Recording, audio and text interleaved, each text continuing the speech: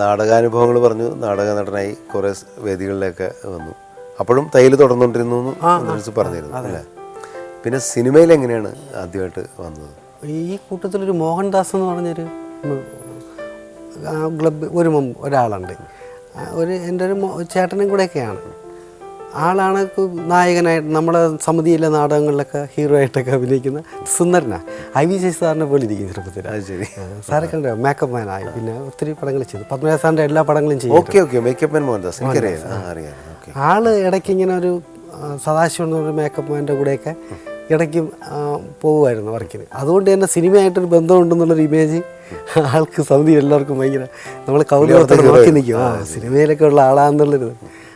അപ്പം മോഹനെ ഒരിക്കലും ഇങ്ങനെ മെഡിക്കൽ കളയിലെ കടയിൽ വന്നിട്ട് എൻ്റെ അടുത്ത് ഇങ്ങനെ നിനക്ക് സിനിമയിലെ കൂടെ സഹകരിക്കാൻ താല്പര്യമുണ്ടോ, തയ്ക്കാനൊരാൾ ആവശ്യമുണ്ട്, പുതിയതായിട്ടൊരാൾ ലക്ഷ്മണൻ എന്ന് പറഞ്ഞൊരാൾ ഇൻഡിപെൻഡൻ്റായിട്ട് ചെയ്യുവാണ്, ഇരതേടുന്ന മനുഷ്യരാണ് അങ്ങനെ, അത് ചൂതാട്ടം.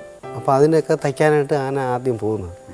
അങ്ങനെ ഞാൻ പിന്നെ രാത്രി നിന്ന് കടയിൽ ആവശ്യമുള്ളതൊക്കെ കട്ട് ചെയ്ത് വെച്ച് ഏർപ്പാട് ചെയ്തിട്ട് രാവിലെ അവിടെ പോകും. പോയിട്ട് തിരുവനന്തപുരത്ത് തന്നെയാണ് അവരുടെ ഓഫീസ്. അവിടെ പോയി ചൂതാട്ടം തയ്ച്ചൊക്കെ റെഡിയാക്കി കുറേ നാൾ അങ്ങനെ ഉണ്ടായിരുന്നു. അതാണ് ആദ്യമായിട്ട് വർക്ക് ചെയ്ത പടം ചൂതാട്ടം. വർക്ക് ചെയ്യുന്നത് അതിൽ നസീർ സാറൊക്കെ അല്ലേ അഭിനയിച്ചത്? നസീർ സാറ്, അച്ഛൻ കുഞ്ഞ്, ജയഭാരി, സത്താർ. നസീർ സാറിൻ്റെ ഡ്രസ്സ് തയ്ച്ചിട്ടുണ്ടോ? അതൊരു വല്ലാത്ത അനുഭവമായിരിക്കും. 2-3 സിനിമയ്ക്ക് ചെയ്തിട്ടുണ്ട്.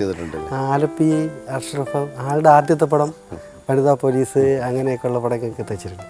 സാറൊന്നും സംസാരിക്കത്തൊന്നുമില്ല, എന്നാലും നമ്മൾ ചെന്ന് തിരുന്ന് എന്തെങ്കിലും ചോദിക്കാനൊക്കെ ഒരുപാട് കൊതി തോന്നിയിട്ടുണ്ട്.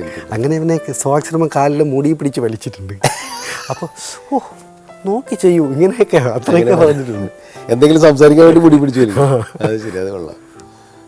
ഷർട്ടൊക്കെ ഇട്ട് കൊടുത്തിട്ടുണ്ട്. അതൊരു വല്ലാത്തൊരു അഭിമാനത്തിൻ്റെ നിമിഷമാണ് അല്ലേ?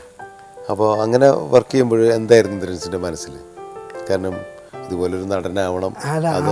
ആ കൊതി ഉണ്ടെങ്കിൽ തന്നെയും ഒരു തയ്യലിൽ ഞാൻ തുടങ്ങിയിട്ട് എനിക്ക് എവിടെ നിൽക്കാൻ പറ്റി എന്നുള്ളൊരിതായിരുന്നു അന്ന് എനിക്ക് ഭയങ്കരമായിട്ട് അഭിമാനം. നമ്മൾ കുറേ കടകളിൽ ഒതുങ്ങി ഇരിക്കാനും പറ്റുന്നില്ല, നാടകവും കൊതിയുണ്ട്. അങ്ങനെ പോയ കടയിൽ സ്ഥിരമായിട്ട് പണിയും കിട്ടത്തില്ല. അങ്ങനെ ഇത് ആദ്യമായിട്ട് ചെയ്യണ നസീർ സാറിൻ്റെയൊക്കെ അടുത്ത് നിൽക്കാൻ പറ്റുക. അപ്പം നമ്മൾ തയ്ച്ചത് നമുക്ക് തന്നെ പുള്ളി ഇട്ട് കാണുമ്പോൾ അങ്ങനെ ഒരു വല്ലാത്തൊരു സന്തോഷം തോന്നിയിരുന്നു. അതങ്ങനെ കുറച്ച് കഴിഞ്ഞപ്പോഴാണ് പിന്നെ വേലായുധൻ ചേട്ടൻ്റെ കൂടെ പോയി, മദ്രാസിലേക്ക് പോയി.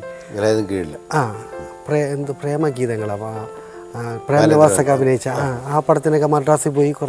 കുറച്ച് നാളെ മദ്രാസിലുണ്ടായിരുന്നുള്ളൂ. പിന്നെ വിസ എന്ന് പറഞ്ഞ പടത്തിൽ വേലായുധൻ ചേട്ടൻ തന്നെ അഭിനയിക്കുക ഒരു ക്യാരക്ടർ. അത് ദുബായിലൊക്കെ വെച്ച് ഷൂട്ട് ചെയ്തത്, വേദൂർക്ക നായകനായിട്ട് പടം. അപ്പം അതിന് വേലായുധൻ ചേട്ടനൊക്കെ അഭിനയം. അപ്പോഴും പോലാണ് എനിക്കും എന്നാൽ പിന്നെ എനിക്കും അഭിനയിക്കാമല്ലോ, വേലായുധൻ ചേട്ടൻ എന്നേക്കാൾ ഇത്തിരി കൂടെയല്ലേ ഉള്ളൂ. അങ്ങനെയായിരുന്നു കൂടുതൽ ആഗ്രഹമാണ്. പിന്നെ ആദ്യമായിട്ട് സിനിമയിൽ അഭിനയിക്കുകയാണ് ചെയ്തത് ഇൻഡിപെൻഡൻ്റ് ആയിട്ട് കോസ്റ്റ്യൂം? ആദ്യത്തെ പടത്തിൽ തന്നെ അഭിനയിച്ചു സാർ. ആ പ്രൊഡ്യൂസറൊക്കെ എൻ്റെ നാടകം കണ്ടിട്ടുണ്ട്, അമച്ചർ നാടകമൊക്കെ നമ്മൾ കളിക്കുന്നത്. ഹിമോ എന്ന് പറഞ്ഞ നാടകം കളിക്കുന്ന ആൾ കണ്ടിട്ടുണ്ട്. ആ പുള്ളി പിന്നെ ഒരു ചെറിയ പപ്പുകെട്ടനായിട്ടൊരു ക്യാരക്ടർ തന്നു. മറ്റേ മൗസാറിൻ്റെ സ്റ്റുഡിയോയിലേക്ക് വെച്ചിട്ടായിരുന്നു. അപ്പോൾ അത് കഴിഞ്ഞിട്ട് തന്നെ ഡബ് ചെയ്യാനും എന്നെ തന്നെ വിളിച്ചു. അപ്പോൾ ഇവിടെ തരങ്കണി സ്റ്റുഡിയോ തിരുവനന്തപുരത്ത് തുടങ്ങിയ സമയത്താണ് ഡബ്ബിങ്ങൊക്കെ അവിടെ തന്നെയായിരുന്നു. അങ്ങനത്തെ സെന്നെ വിളിപ്പിച്ച് അതിൽ തന്നെ ഡബ് ചെയ്തതൊക്കെ ആദ്യത്തെ പടം അത് തന്നെ. അപ്പോൾ ആദ്യം കോസ്റ്റ്യൂം ഡിസൈനറായിട്ട് അല്ലെങ്കിൽ അസിസ്റ്റൻ്റായിട്ട് വന്ന പടത്തിൽ തന്നെ അഭിനയിക്കുകയും ചെയ്തു. അത് പപ്പുവേട്ടൻ്റെ കോമ്പിനേഷനിൽ. അപ്പോൾ 2 ജോലിയും കൂടി ഒരുമിച്ച് തുടങ്ങി തന്നെ വേണമെങ്കിൽ പറയാം അല്ലേ? പിന്നെ ഇൻഡിപെൻഡൻ്റ് ആയിട്ട് കോസ്റ്റ്യൂമറായിട്ട് വർക്ക് ചെയ്ത പടം ഏതാണ്? അത് ഒരു 3-4 പടം കഴിഞ്ഞപ്പോഴത്തേക്കും പിന്നെ പ്രിൻസിപ്പൽ ഒളിവിൽ എന്ന് പറഞ്ഞൊരു പടം, ENC നായർ സാറൊക്കെ ക്യാമറാമാനായിരുന്ന സമയത്തൊരു പടം വടക്കംപറൂർ ചെയ്യാൻ പോയിട്ടുണ്ട്. പക്ഷെ ആ പടം പിന്നെ തീർന്നില്ല, പകുതിയിലായിപ്പോയി. അങ്ങനെ പിന്നെ അത് ഇറങ്ങിയിട്ടില്ല. പിന്നെ ചെയ്തത് ഇതാണ്, ഷാജി സാറൊക്കെ ആയിരുന്നു ക്യാമറ ചെയ്തത് പ്രിൻസിപ്പൽ ഒളിവിൽ. അതാണ് ഇൻഡിപെൻഡൻ്റ് ചെയ്തത്.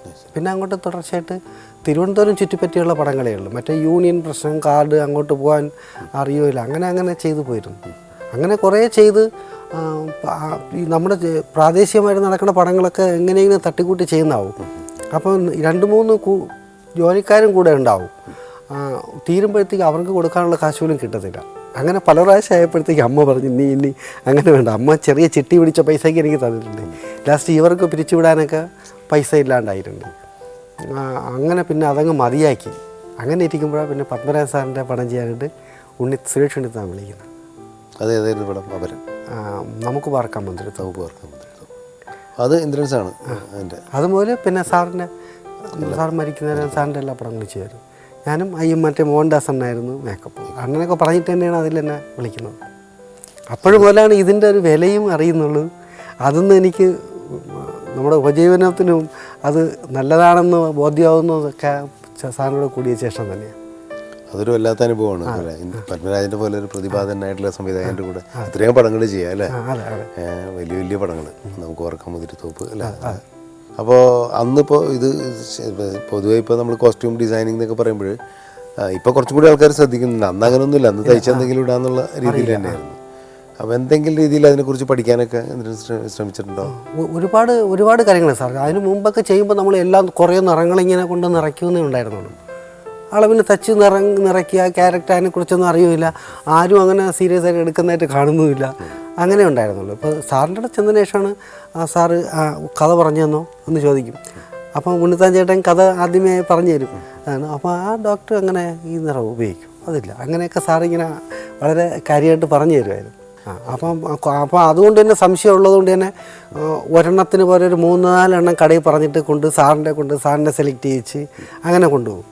പിന്നെ ഒരു ബഹുമാനം വേറൊന്ന് തോന്നിയതും നമുക്ക് നിന്ന് ചെയ്യാനുള്ള തൻ്റെ ഇടം തോന്നുന്നു വെച്ചാൽ ആരും നമ്മളെ വേറെ ആർട്ടിസ്റ്റുകളൊന്നും കയറി അങ്ങനെ വരില്ല. വന്നിട്ട് ഇതാര് പറഞ്ഞിട്ട് ഇങ്ങനെയൊന്നും ചോദിക്കത്തില്ല.